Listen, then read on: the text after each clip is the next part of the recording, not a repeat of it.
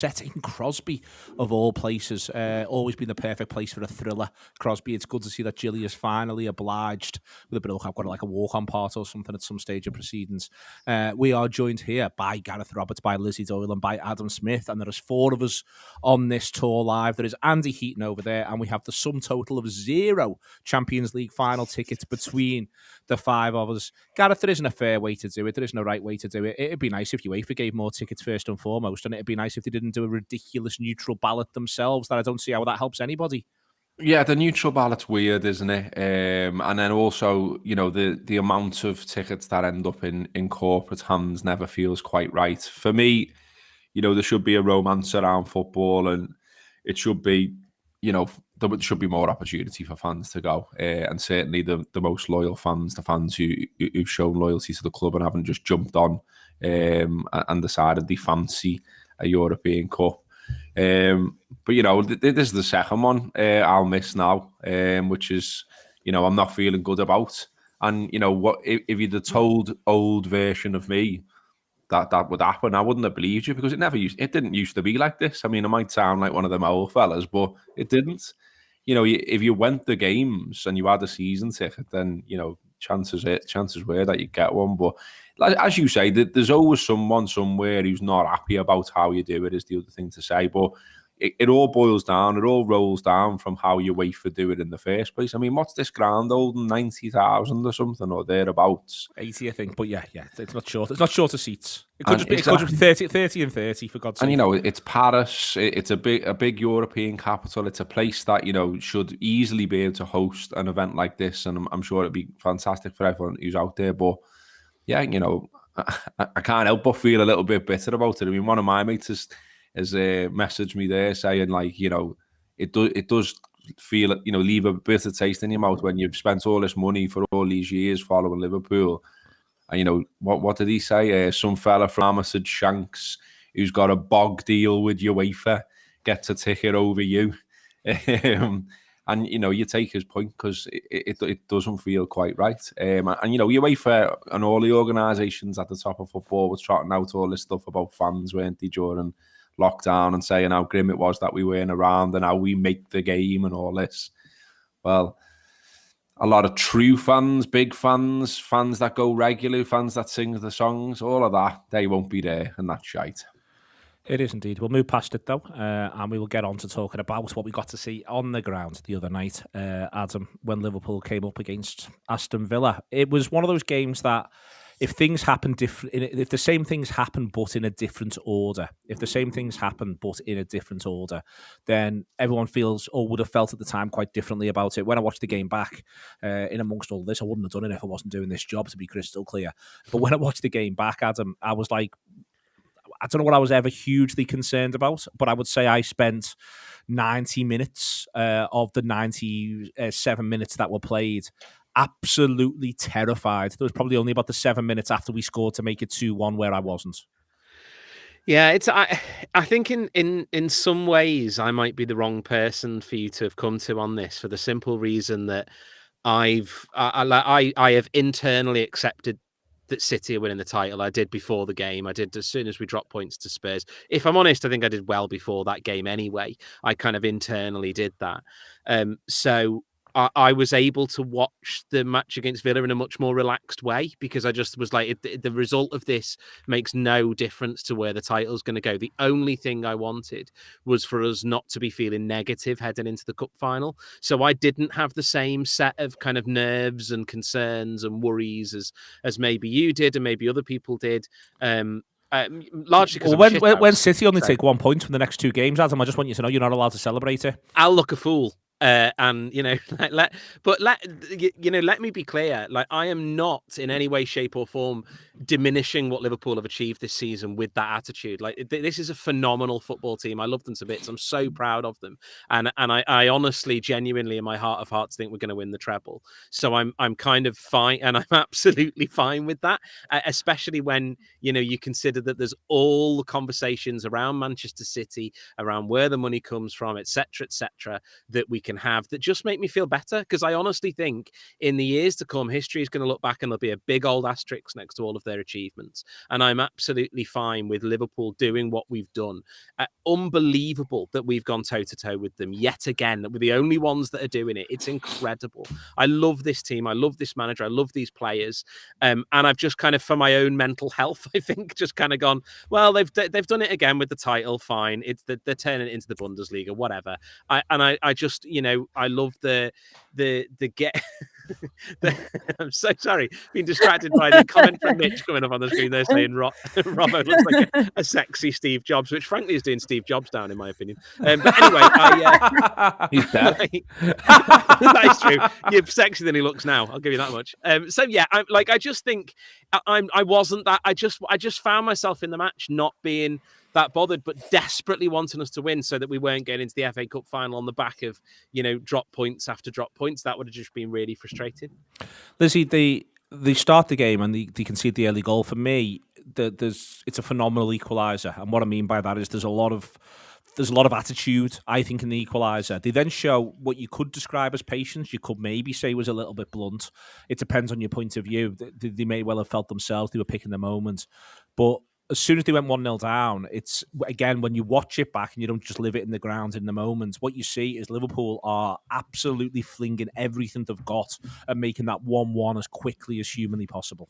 Yeah, they did. They'd done extremely well to get it back as quick as they did. Like, I wasn't necessarily worried when that first goal went in by Villa, but I didn't think it'd be that quick until the equalised. And it just sort of set everything back again and calmed it down and almost hit like the reset button, which is, I think, what we needed, because obviously a lot of the talk around obviously Saturday and dropping points, the last thing this team needs is to get into their own heads. And they're very good at not doing that. They are human beings. It happens once in a while, but they are extremely good at just keeping calm and doing the job on the pitch. And I don't care almost like about the standard of the equaliser and whatever. They force it through. That was down to Liverpool being in the right place and just not giving up the ball, not giving up.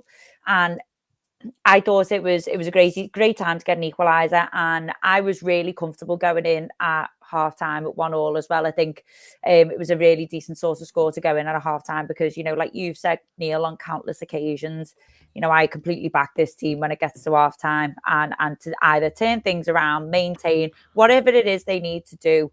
I'm fully comfortable that when we get that half time, that Liverpool will most likely, achieve what they need by the end of the game, and they did do. And for what I thought was quite I want to say tired performance, I don't mean that in slagging them off. I think they just look a bit knackered. I think they've done really well to get that result. What the show, Gareth, I think, is Fabinho goes off injured, and I thought Henderson was excellent after he came on. I actually thought Fabinho being a bit wobbly to start with. It depends on when you think he's got the injury, is the point I'd make. But I thought he was a bit wobbly. I thought Henderson was great. Goalkeeper's obviously relentlessly himself, and it's not going to be stopped for anyone. And I thought both centre-halves, again, Matip, not brilliant first 3 minutes, but goes and gets the equaliser. And I thought him and Van Dijk, that back four, if you know what I mean, but I don't mean the full-backs, I mean that back four, those four footballers, I thought they showed unbelievable resilience and solidity. Yeah, they dug in, didn't they? I mean, look, as much as they try and keep out the noise, it must be impossible because they live lives still. Obviously, they knock around with each other and then they're in their group and the manager will try and keep them in a shell to an extent. But, everyone's saying Liverpool blew the title against Spurs and I'm sure that was in their heads. And then to start that way against Villa, even with, you could tell as well that, they thought, hang on, he's offside there. Why are we all carrying on? Oh, and he was offside. And quite how we've reached a situation where if Alisson lets his shot go in, that's to our benefit. And him saving it isn't to our benefit. It is a ridiculous situation over that law now. And Villa benefit from that and they score a goal. But, our players are falling over each other as well. And, Tsimikas and Matip are in a mess. The goalies plays that mad ball as well and all this. And of course, when you were watching it, you just thought, shit, this might be the end, This could be all over here because we dropped points against Spurs and now they look a mess here. They look like they're in each other's heads. They look like maybe they've lost it a little bit. So to find it again and find it so quickly again was brilliant. And I'm with you on the goal. I was out my seat and punching the telly through nearly yes, lads, because that was what was needed. It was like, no, fuck this. This is happening and we're not having it. and we're going to show you we're not having it. And they go the other, and it's brilliant that it's two centre halves combining as well to put it in the back of the net. That's like the biggest fuck off ever. Do you know what I mean? It's like, we're going to go up there and put this in your net, and then we'll fucking start again, eh? I loved it. Was still arguing with the referee after it went in. Did you notice that? I did notice that, and I loved it. Arguing with the referee about that back there. We've just equalised, but ignore that. Let's talk about this. Let's talk about you and that you should have already retired, John. But yeah, and look, Fabinho's a massive blow because you've heard how staff talk about him. The lighthouse and all that kind of stuff, and him being so important to the side. So when he goes off holding his hamstring, well, they'll feel the same way we do. Shit, what's happening here? And Henderson comes on and he's great, and we have real control of the game from 30 minutes on, really. They still had chances, obviously. They still have moments where they're troubling us. They've got a couple of players there that do seem to trouble us on the regular. But it was all just about staying in it and getting the win, and then, it going back to City. And look, it's gone back to being deflating again, hasn't it? Watching them last night and, giving us that small ray of hope when Wolves equalise, and then immediately De Bruyne just sparks them on his own. And now we move on to hoping, West Ham can do something now. But like, this is the game we're in. I mean, I got some tweets myself, and I'm sure you all did, and I'm sure you've all seen stuff from various different Reds who you don't like or disagree with or whatever. And you see stuff and it's about like, oh, well, we messed it up here, or this is a problem, or we broke this, or they should have done this, or all of that. I just haven't got any energy for that whatsoever at all. We could finish the season on 92 points here, the third highest total in the history of Liverpool Football Club. And if that isn't enough to win the title, then so be it. Liverpool haven't done a lot wrong here, and we don't need, like some kind of inquest into why it was bad, because it was not bad. 92 points is not bad. They could get 92 points and win 3 trophies. Exactly that. And here we are gutted, we are all are, because we all didn't get one. We're all gutted that we're not going to Paris and we didn't get a ticket for another European Cup final. The opportunity to win the 7th European Cup in the history of this club. Like, we support an amazing club and an amazing team, and like this incarnation of them is absolutely superb. It's like, you don't have to look back to the past anymore. You don't have to go on about 78 or 81 or 84 or any of these. Like, it's happening now. We won it in 19. We've got a chance to win it again here. It's massive. It's huge. And meanwhile, you've got City from top to bottom, managers, managerial people, fans, trotting out mad conspiracy theories and telling the world why. Like, well, hang on, what did they get from their sponsorship deals? We had ours are from legit companies, boys. But anyway, and the Guardiola stuff this week I've just found incredible. Like, has he really not read the reports that we can all read about their sponsorship deals, and which everyone listening right now can go and read if they like? It's on my Twitter timeline. I've retweeted it. All there for you. It's a lovely read. Well, it's not a lovely read, but you know what I mean? It's like, how dare you bell, come out and have a go at us and tell us that we're wrong. We're quite right to not like you and your methods, and how you've got to where you've got, Man City. So do one, Pep. And I'm going Keegan here, aren't I? I'd love it if we beat them. You're going absolutely right out there. Are you Pep Guardiola, Gareth? That is the question. Fucking ball prick. And another thing. I said that in a sore Adam. Not you, Adam. Not you, Adam. Not you. Lizzie, there is, in amongst all of this, when you are talking about how great they are, one of the ones you can, I think, focus on off the back of a game like that is Sadio Mane. Sadio Mane's playing his way into all-time Liverpool 11s, as far as I'm concerned at the moment, and that's at the expense of people like John Barnes. This is not messing around what Sadio Mane is doing, in my eyes, here at the minute. It is, over and over and over again. I just think he's just so consistently incredible for Liverpool, and it's another brilliant goal from him. It's a great stooping header. When Sadio Mane stoops to head the ball into the back of the net, Liverpool win trophies. Oh, yeah, he's been absolutely fabulous. And I think there was a point at the start of the season where people were questioning him, weren't they? If you remember, he's off form, and if one of the front three has to go, it's going to be Sadio Mane. I was like, what are you chatting? Like, do you even know who this fella is? And at the end of the day, like, He looks like he's got a whole new lease of life to me. And I mean, is he 30? Yes, or is he coming up to 30, or is he already 30? He's around. Call him 30. It's fine. Let's say you're 30. Sorry if you're not, Sadio, but I'm sure I'm not aging you that much. But you know, you look at like footballers these days, and you look at Mane playing in that position. You wouldn't say a striker with pace at the age of 30 would still have a lot left. Whereas I feel like with Sadio Mane, he's got a lot left in the tank.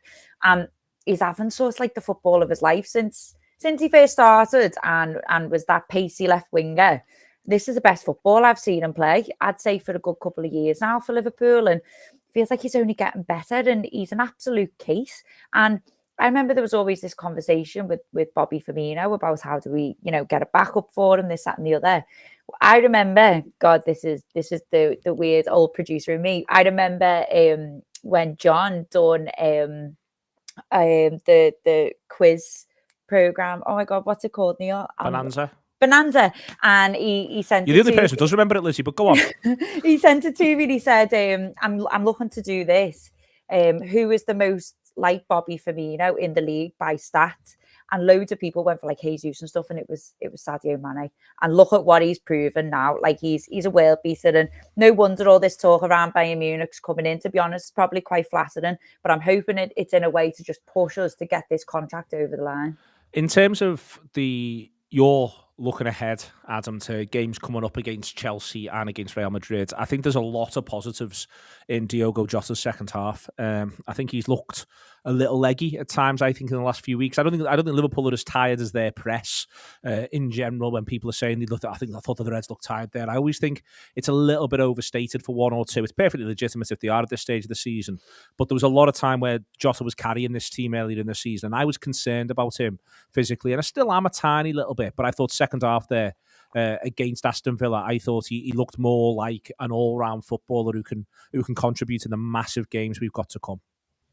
Yeah, and I think that's going to be really important because, you know, he's come in and was just such a revelation in terms of his goal scoring. It was just incredible. But yeah, did have that feeling or that kind of narrative of he doesn't do much else. You know, he's scored. He'll have nothing to do with a match, and then he'll pop up with a winner, and that's great. And I think we're starting to see now what happens when he begins to just influence the game a little bit more. And he was talking about influence, you know, the key factor really to that goal, because the ball out to Diaz is superb. It's perfectly weighted, gives Diaz all the information he needs, and obviously he then puts a brilliant cross in, and Mane does the phenomenal thing of putting it in the back of the net. But it doesn't happen without that initial thing from Jota putting it in. I often when I'm watching at home, I get the picture synced up with 5 Live, so I can listen to it on 5 Live rather than have to listen to the BT Sport commentators. And Jonathan Woodgate kept calling him Hotter, which was, I'd heard Jota. I've heard Jota quite a few times, but Hotter was a real, like, Jesus wept. Like, and at the same time as the main commentator was saying Jota as well. And I was like, how are you, like, how's that? Like, how have you gone to Hotter? That's amazing. So Hotter, I thought was brilliant for us. And I think just on the tiredness thing, I have felt that we have looked mentally tired at times. I think Trent in the last 2 games has been making some bizarre decisions, and that floated ball to the back post that kind of Henderson got, you know, real down to a T. That I think Trent's taken over doing now, of just an aimless ball to the back post. He did also do a brilliant ball that Keita should have put in the back of the net, and unfortunately just did a bit of an air shot. Would have been a great goal. Would have been a genuinely great goal. Keita would have been absolutely brilliant in the build-up to it. It would have been superb. But I think that's where I'm slightly concerned. And I'm personally, I would have rested Trent against Villa for that exact reason. That I just think a few players are just looking mentally tired whilst being physically absolutely fine. Hopefully against Chelsea, we just see that all is irrelevant, and Jota plays a really important role in making sure, you know, even I think it's going to be from the bench for him. I don't think he's going to start, but you know, I just want everybody to play their part, because if they do that, I think we'll win. He's got an ongoing little bit of a conundrum in the middle of the park where he's trying to look after them, Gareth. I thought Curtis Jones first half especially, I thought he was really good. Again, watching it back, I thought he was really good. Second half, he does one really good thing, and then he seems to sort of struggle to find his way a little bit. Maybe he knows that the substitution's on the horizon as well, and perhaps expects to see TAW come on for him. But I thought Jones's first 45, it's a funny thing to say, but I think because we've got very much into the business end of the season, I think Curtis, maybe Harvey Elliott, perhaps even Oxlade-Chamberlain can all feel a little hard done to. They haven't had a little bit more time on the pitch in the last few weeks, even just from the bench. Given the fact that he hadn't had any at all, really, I thought Curtis, first 45, does pretty well. Yeah, he did all right. I think, he struggled, hasn't he, as you said, to get opportunities and therefore find both rhythm and confidence, really. And Oxlade-Chamberlain seems to have dropped off the face of the world. Like, I think he's out, he's gone. I thought this further back in the season, to be honest, when I was looking at his numbers and the fact that he'd been available, and now we're starting to see little drips into the press and things like that. And I think he's done. I think he's gone. Elliott, not fully... And he should go. I think he needs to go somewhere and get regular football. I think he needs to go and start every week. 100%. He's too good to be sort of knocking around in the current situation at Liverpool. But the situation, I think, at Liverpool has been that, we found what is clearly a strongest team almost, and, bar one or two players who sort of rotate. And I think, no offence to Curtis, if you like, or to Milner or to Oxlade-Chamberlain, but you see a drop from the regular midfielders to them. And that's not to disparage them, really. I mean, I thought Milner did all right when he at Newcastle, of course. Curtis, as you say, he's done all right there, but it just must be really hard right now. You've almost got an established 11, nearly. Do you know what I mean? And to step into it and be expected to reach the same level straight away when you haven't been playing is hard, because, as you say, there'll be things going on in your head like, I'm only getting 45 here, or this is my opportunity. I've got to do something outstanding to shine. And the thing with Curtis, and we talked about it before, is I don't think the manager wants him to do that. He's more than capable, as we've seen before, and the goals against Everton and, the mad things that he's capable of, like the Rabonas and the showboating and all this. But the manager just wants him to, like, recycle the ball and just maintain a position pretty much, and, like, be safe in midfield. And that's sort of not his game. Like, he must have, like, Flair version of Curtis, bursting to get out of him and bursting to show the manager on the big stage what he can do. But he almost can't do that. And I always feel a little bit sorry for him in that respect. I mean, not too sorry, because he's getting to play for Liverpool's first team, so it's all right, isn't it? But yeah, there has been, I think, a bit of a situation where, the set of midfielders that we've seen play regularly are sort of streaked ahead of the squad members, if you like. And that's made it harder for the squad members to step in when needed. But, with the Fabinho injury now, well, needs must, basically. Needs must. There's a bit of, in the comments, there's a bit of bits of throwing in the towel, is he, around this idea that Liverpool should use the remaining 2 league games. We'll come on and we'll talk about the FA Cup in a second, to ensure that they don't get injuries and all that. I think, and that's a bit incorrect. And the reason why I say that is a couple of reasons why. One is, even if the whole thing's gone, I still think the manager will pick a really strong 11 against Wolves, because he'll want them to be in rhythm for the game. He won't want them to have not played, basically, or played with each other. So he'll pick a really strong team for that. Even if it had gone mathematically, I think he'd still pick a really strong team for Wolves. But I think there is something else here, which is that this group of players owe it to themselves, and the manager owes it to them, to let them fight for it until the moment it is actually gone.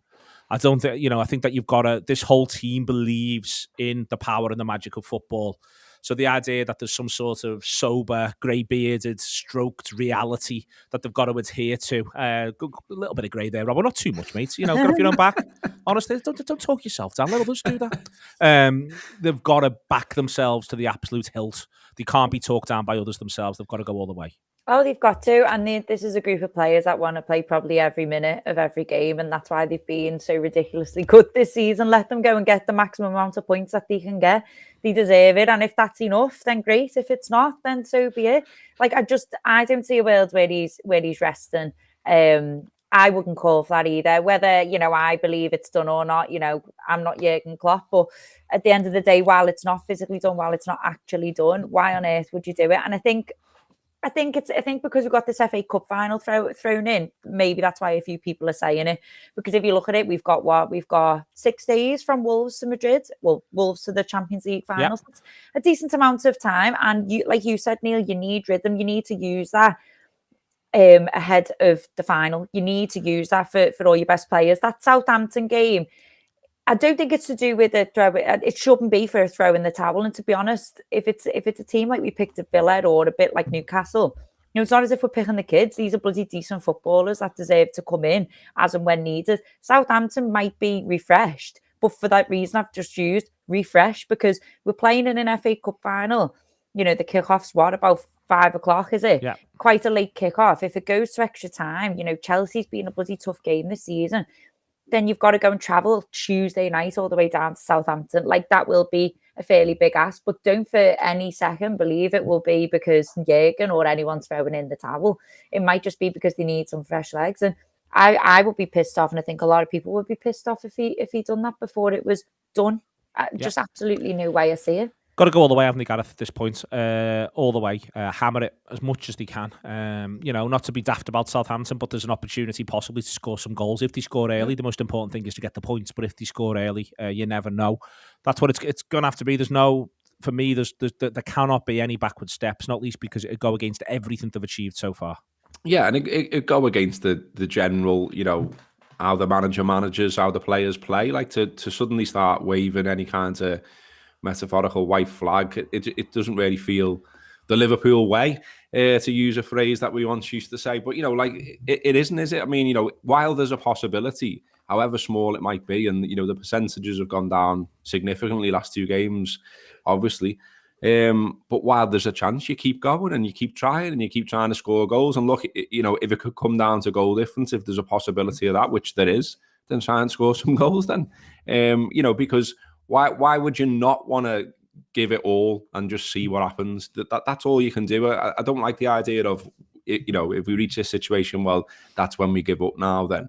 Nah, you give up when you've played 38 games and it's done and it's over, and that's when you stop.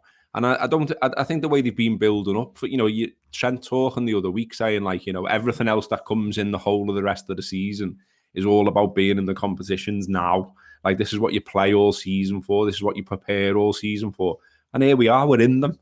Final on Saturday, final on the 28th, and it's down to the last few games. And look, don't get me wrong, I've thought about, when we went to that Newcastle game and there was a very outside chance of us still winning the league, and then City score and all the rest of it, and we don't win, and it was just a bit flat and grim in the ground.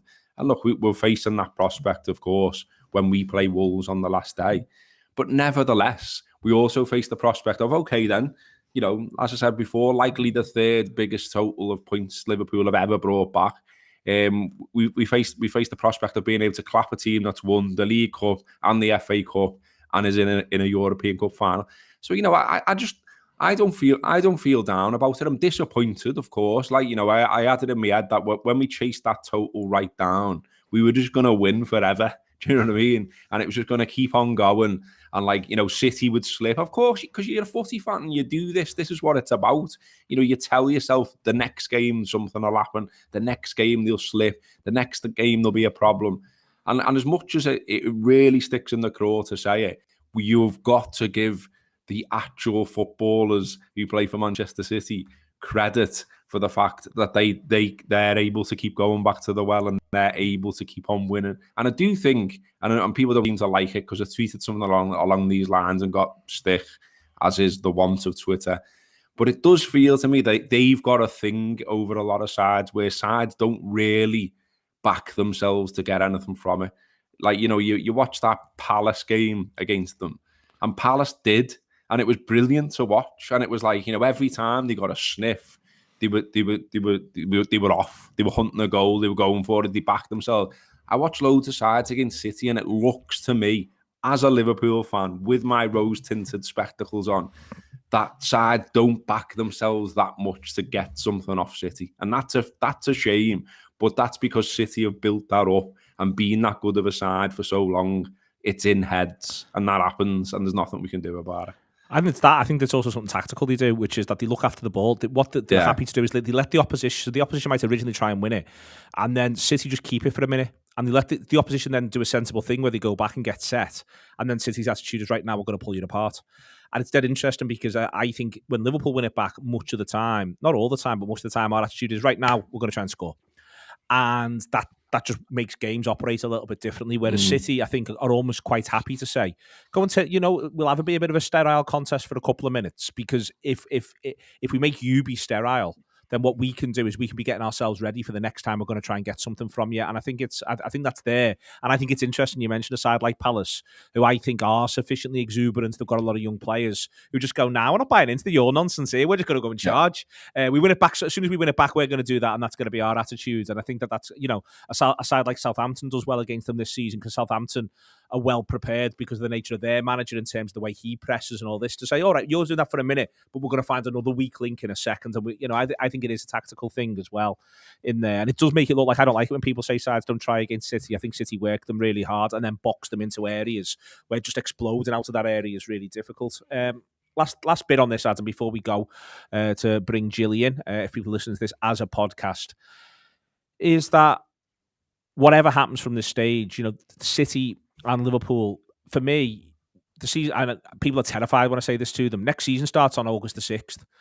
And we're basically just going back doing this again. And I don't see how this changes now. This is us next season, and possibly even the season after. There's another couple of years of this where we're trying to win one. They're trying to defend it, possibly. If not, maybe we nick it this year. It's just going to be that over and over and over again. Yeah, and I think that is a key part of why you don't dismiss the last two league games for me, because setting the stall up for what's going to come is just as important. I think, to say to them, we're not going anywhere. We're gonna keep doing this. We're gonna keep on keeping the pressure on you, right? And for all that everyone's terrified about them signing Haaland, and I completely understand why, we don't know how he's going to fit in. We just don't have a clue. You've said it in previous shows, Neil, about the fact that the very fact that he's going to be there means that they're going to lose a midfielder, and the midfielders are how they control the games as well as they do. So they're going to lose a little bit of control. Yes, they're going to bring Haaland in. Haaland's an unbelievable player. If we signed him, I'd be over the moon, right? But when you look at what he's won in his career with Borussia Dortmund, it's nothing. He hasn't won the Champions League. He hasn't won the Bundesliga. He hasn't won anything with Borussia Dortmund to mean that he alone as a player is the great salve of everything, right? So there is a world in which he does for City what Ronaldo did for United. Scores a load of goals, but massively disrupts them as a team, and all of a sudden things don't look as clever for them, right? I don't think that's going to happen, but it's not out of the realms of the possible. Lots of Liverpool fans were really worried when United signed Ronaldo because, he's a goal scorer. Yeah, he is, but he's a waning goal scorer now. That's not what Haaland is, obviously. He's a phenomenal player. But there's just a world in which City aren't the machine that we've seen them be this season at the start of next season. So we need to hit the start of next season really strong. And the best way of doing that is by finishing this season really strongly, right? So that gives us two advantages. It means we go into next season on the back of this one, but it also means we hit the cup finals playing really well. And that's really key. I don't think we're going to win the league. Okay, disappointing. I really desperately hope something happens, but I just don't see it, right? But I absolutely think we can win the treble, and I absolutely think we can go into next season going, okay, you won the league. We won the other competitions that you wanted. All the other ones. Big one. That especially all of the other ones you wanted, we won them. So now we'll come for that one too. That's what we'll do. But you've got to be at the peak of your powers to do it. Excellent stuff. Coming up now, John Gibbons. If you listen to this as a podcast, John Gibbons is speaking to Gilly McAllister about her new book, which is pretty exciting stuff. Gilly's book is The Absolute Business. Do check it out if you get the opportunity to do so. The title of it does escape me, and I haven't got my email open. Somewhat frustrating situation, but we'll all be all right in the end. Might edit this bit, and to be honest with you, and we can sort it all out in post. You know what I mean? It'll all be really seamless, neat as anything. Andy, just so you know, it's 33-38, and now we're back. We are on our way to Wembley. And we are looking forward to the grief I'm getting right now. 33-38. We are on our way to Wembley, and we are looking forward to an FA Cup final. And Adam Smith, come back to you straight away on this one. They've got no Kovacic. from the look of it. Got absolutely steamed by some bellend who plays for Leeds United. Honestly, those the determined to keep Everton up. It is this situation where Kante hasn't been available, but he always seems to get sort of, they pull back the curtain for any game against Liverpool, and there is N'Golo Kante ready to put in a man of the match performance. But they could find themselves genuinely weakened in the centre of midfield there, Chelsea, and that's what I think they've done quite well against Liverpool in all the games that are draws this season. If there's no Kovacic and there's no Kante, it's those two who, for instance, start at Stamford Bridge. Then, Liverpool go into it as favourites anyway, but Liverpool are really going into it as favourites, even though we've lost out with Fabinho. Yeah, Kante can just fuck off, to be honest with you. I'm so bored of him just being... I literally don't think I've seen him play a game for Chelsea when it's not against us. It's absolutely mad how he just is brilliant against us and then never appears again and then comes back out the cupboard to play Liverpool. So I'm not... if he's absent, I'll be really pleased. I'll be really happy about that. But look... Cup finals are cup finals, of course. The one-off matches, they can go any which way. We, as a football club, Liverpool know that more than perhaps most. But I think we might see on Saturday the importance of the rhythm that we're talking about. Chelsea haven't looked great. They haven't been playing particularly well for a while. They have been sort of resting players and rotating players, and yet still not kind of getting the results. So I think we might well see on Saturday why it is that people talk about rhythm, why the manager talks about it so much. And if they haven't got the midfield that they want... Look, Fabinho is an unbelievable player. I think he's a phenomenal player, and the disrespect that he gets from some quarters is wild. What's his name saying Declan Rice is the best defensive midfielder in the league and stuff is just bizarre. He's a great player, but Jordan Henderson is a European Cup and Premier League winning captain who a lot of people say is better in the 6 than he is in the 8, right? So if we've got to turn to Jordan Henderson, that's no bad thing. He plays really well there, and by God, he'll be wanting to win that FA Cup, right? Because he doesn't have it in his locker. So I think it's really one of those things where we might go, oh, do you know what? The midfield sound, actually. Yeah, it's a shame we haven't got Fabinho, but Thiago's there. Henderson's there. Kate is playing really well. We've got options. We've got choices. And that might be what gives us the edge over Chelsea. It might be what gives us the edge. I think so. I mean, Lizzie, I'm perfectly prepared to see a team sheet drop, and Kante and Kovacic are absolutely fine. Maybe Kante might come onto the pitch doing cartwheels just to really emphasise the point that he's fit and ready for action for this one. But, within their Liverpool, they can back themselves. It's going to be an interesting selection for him because he's not doing his job properly, and he always does his job properly if he's not thinking about 120 minutes. We've played them twice this season in the league. It's been 2 draws. We faced them in the League Cup final. It did go all the way to however many penalties it was, a huge number of penalties.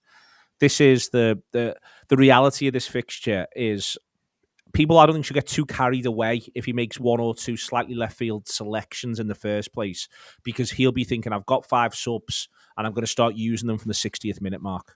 Yeah, no, I think that's a fair point. And I was thinking along those lines as well with the way it's been with Chelsea. They just seem to have, they just seem to know how to play us, don't they? And they make it bloody hard work. And it wouldn't surprise me if this goes to extra time as well. So, yeah, and there will be some, like, let's say Fabinho didn't get injured the other night. Henderson doesn't start, which probably tells you that he's looking to start Henderson in the FA Cup final. There's a couple of indications there with the subs he made. He brought Diaz off and stuff like that. But yeah, people need to not panic and realise this game's probably going to go on for a while. Obviously, we would like to wrap it up when we can, but I'm a bit like you in that I truly believe the likes of Kovacic and that will probably play, and it will just be really hard work for Liverpool. But we do have the depth, sadly not without Fabinho. But if you're looking at those 3 in midfield, say if it's Henderson, Thiago, Keita, if you need a midfielder to freshen it up, I mean, I think, did he do in the Chelsea League Cup game? He brought Milner on, didn't he? Yep. Sort of the Henderson sort of figure through the midfield, which is fine. I'm all right with that if he gets a few minutes. Hopefully, I mean, I haven't seen any press conferences already, and hopefully, Bobby was back on the bench, which is great news. And don't forget, with Bobby, he offers a bit more. That's not the front 3, isn't he? He can drop back a little bit into that midfield and help hold the ball up a bit. We do have the options now. And I'm all right with it if he throws 1 or 2 in where we go, oh, hold on a sec, because he's got a bigger plan, and there's a reason he's Liverpool manager and we're not. The bigger plan, Robbo, there's practically nothing he could do in the front three that'd surprise me. Yeah, I can well imagine a selection which is Salah right, Jota left, and Firmino through the middle.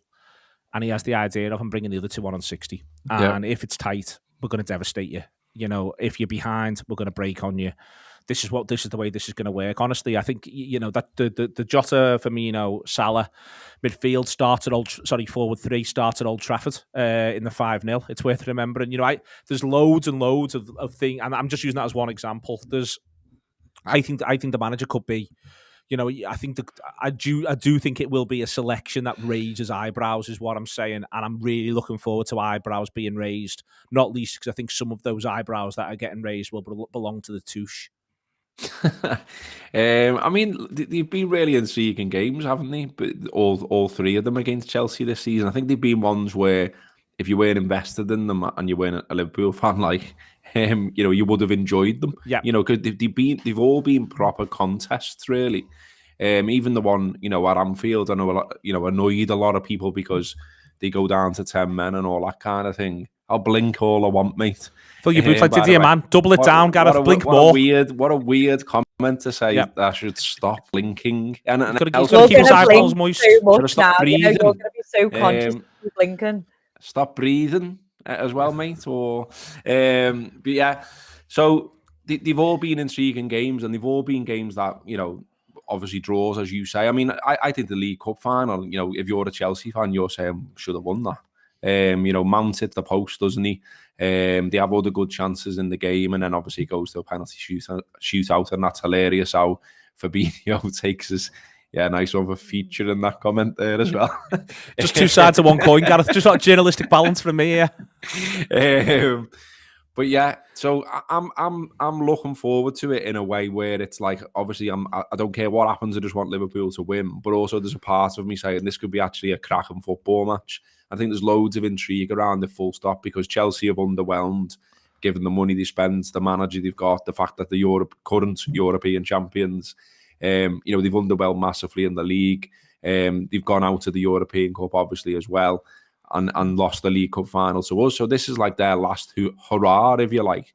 And like they seem like they've been a little bit on the beach in the league until the other night. And then all of a sudden it's like, oh, they've woken up again, have they now? Because there's an FA Cup final on the horizon. I think Leeds are that bad. Yeah. Chelsea couldn't help but score. Leeds were bellends, aren't they? I mean, you know, the manager was so exasperated about that challenge, wasn't he, for the red card again? When literally a fella got sent off the other day, and it's like, you know, show some, you know, get stuck in and that, boys. Show the fans that you're up for the fight. But stop getting sent off, you dickheads. So yeah, it'll be a good game. I'm a little bit worried about it, you know, given all of what we said before about how Liverpool have been operating in the last 2 games. They keep finding a way. I even include Villarreal, actually. Keep finding a way, but there's been a little element of shooting themselves in the foot a little bit over and over again, and we could do without that, obviously. Like, I've been thinking about, I always think about, you know, the environments that they're in. And I'm wondering whether it's a big advantage to us, and I'm telling myself it is, that we've already been to Wembley a couple of times, won a couple of times, and it's like, you know, there's nothing new about Wembley to the players. Do you know what I mean? So like, whereas we can big the FA Cup up and talk about the old days and talk about how, you know, grandstand was on from 11:30 in the morning all the way through the day with the build-up and blah, blah, blah. You know, and it's this huge occasion.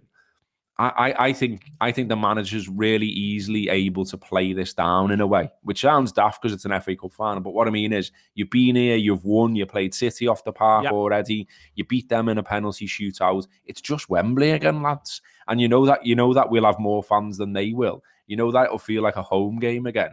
You know that the Reds will be right behind you. All of that, and I almost think that the mind games aspect, I'm telling myself, benefits Liverpool. No, just on that, Gareth, it's this idea that the manager can say to them, these aren't even this isn't even the biggest game that you're going to play for the rest of this season. Yeah. 1, 2. Yeah. Another part of that is, these aren't the best team you played at Wembley this season, and you beat the other ones. Yeah, easily. And it ended up looking a lot closer because they got the one right at the end, City. But you know, we blew them away, didn't we, in that early spell? And it'd be nice to see something like that again without the end bit. Yeah, it would indeed. Oh, I'll take the end bit. Fuck it. 3-2. Fine, absolutely fine with it. Adam, what's your mad selection in prospect? Do you think he's going to do anything unlikely, or do you think he'll be very percentage? I think the team will be the team that we think it's going to be. Really, I just don't. I think he will treat it almost as a bit of a, like a precursor to the Champions League final. So I think he'll go with the strongest team that he's got. Maybe Konate in instead of Matip, but probably not. I think it's just going to be kind of what everybody would sit down and say it's going to be. I'm intrigued by your front three shout, because I just want to see Diaz all the time. Like, do you remember those years ago when Sky did player cam where you could just follow a player? Yeah. Like, I just like that for him, but just all the time, like to go around Tesco's. Like, I just want to watch him do everything. Like, he's so exciting as a player. So yeah, but bring back player cam, but for everything that happens in his life. Excellent stuff. All right then, give me a prediction, Adam Smith. I think we're going to win 3-1 in normal time. Yes, sorry, okay. Yes, normal time 3-1. Lizzie. 2-1 in extra time. AET from Lizzie Doyle. Gareth. 2-0 to Liverpool, normal time. Excellent stuff. I love the sound of Gareth's 2-0. Does it have a late winner where we like a clincher where someone runs clear and slots? Yeah, exactly that. I think we get an early one and then it's tense and Chelsea have chances and all the rest of it. And then you're all the way through it's tense and then we get a breakaway. You know, like against the Manx that time, where Mo took his top off. One of them. Yeah. Oh, yeah. Be good if it was Mo as well. Just because, you know, he's had a bit of a torrid time recently, hasn't he? I think we got a rest the other night. Looked fuming on the bench as well, which I loved. Like, he's fucking raring to go for this one. He used to play for them bastards as well. This is his moment. Could be the Mo final. I would love it to be the Mo final. Let it be the Mo Salah final. Thank you very much indeed. Everyone who's contributed with the comments all the way through. Really enjoyed the blinking chat. Thought it was second to none. My favourite contribution was Naz 77,777, who made a typo in there, and I nearly featured it to anyone who logged on whilst that was happening. We're thinking, what are these talking on here? Blink a Wat, brother, should be the name of this show. Thank you very much indeed to Adam Smith, to Gareth Robertson, to Lizzie Doyle, Andy Heaton for producing the comments all the way through. Gilly McAllister as well, whose book is called Wrong Place, Wrong Time. Someone's had the ability to check their emails and remember in amongst all the way through that. John Gibbons for doing that chat. It's another cup final. We'll be on the bus on Saturday morning. We can't wait to be getting stuck in all the way through. Download the Anfield Wraps app. Check out everything that we're up to. 3 trophies are not going to win themselves.